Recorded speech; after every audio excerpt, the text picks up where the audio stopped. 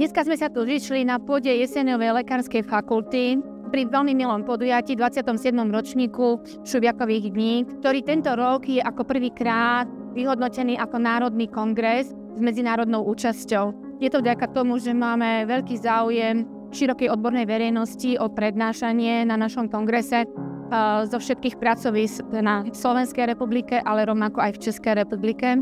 Hlavnou témou je maxilofaciálna chirurgia. Prednášajúci sa budú zaoberať jednak onkochirurgiou v oblasti hlavy a krku, rekonštrukčnými operáciami v oblasti hlavy a krku, ale aj vývinovými anomáliami, tzv. Ortognátnymi operačnými výkonmi a novými možnosťami plánovania pomocou 3D plánovania a využitia aj AI v plánovaní a v chirurgických postupoch. Takže myslím si, že tie témy budú veľmi aktuálne a zaujímavé.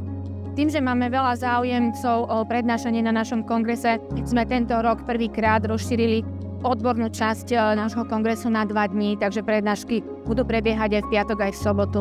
Máme z toho veľkú radosť a nie len z účasti prednášajúcich, ale aj odbornej verejnosti.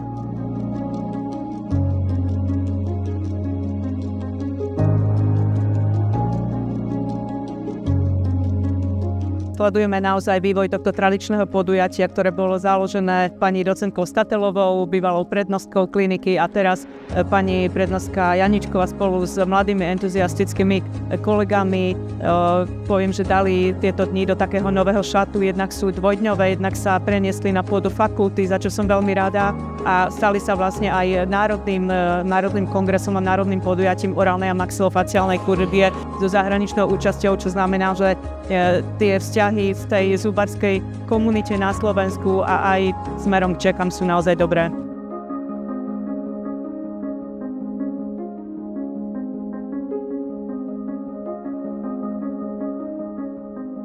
A naši domáci prednášajúci prispeli k tomuto kongresu veľmi zaujímavými témami, ktoré sa týkajú náhrady temporomandibulárneho kolbu, individuálne zhotovenými náhradami a témou, ktorá je diskutovaná na jednotlivých odborných fórach, a to sú hemangiomy v oblasti hlavy a krku, ktorých liečba je pomerne dosť zložitá. Poznáme rôzne druhy liečby a nie úplne všetky zaberajú na jednotlivé typy týchto hemangiomov alebo cievnych malformácií a vlastne tomuto sa venujeme v poslednom období my a toto sme si dali za taký cieľ odprednášať, aby sme vyvolali diskusiu v odbornom fóre, že ktoré pracovisko ako lieči takéto typy benigných nádorov cievneho pôvodu.